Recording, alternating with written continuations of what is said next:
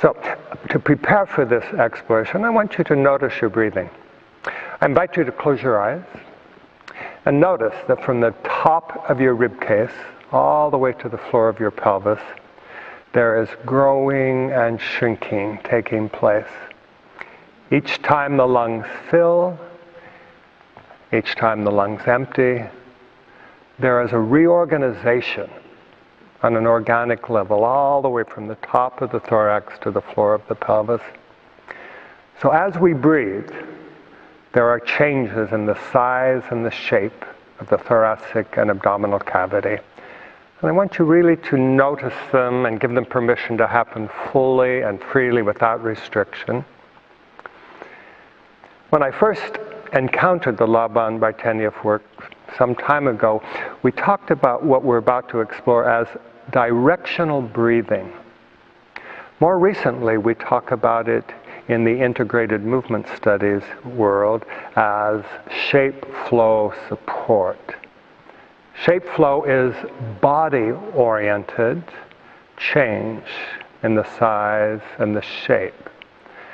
So shape flow support has to do with the reorganization inside the body.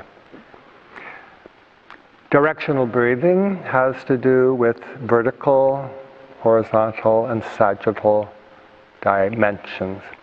So notice your growing and shrinking and let it become vertical. Let it lengthen up and out through the top of your skull, down and out through the floor of your pelvic diamond, and then shortening back toward the center of your body. Notice that your skull and your pelvic diamond lengthen away from each other, and then they shorten toward each other.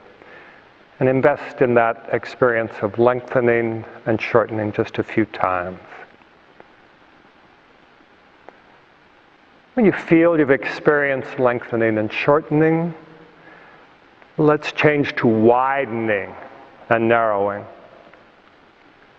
As the lungs fill, allow yourself to widen all the way from the top of the rib cage to the floor of the pelvis. And then as you exhale, allow yourself to narrow.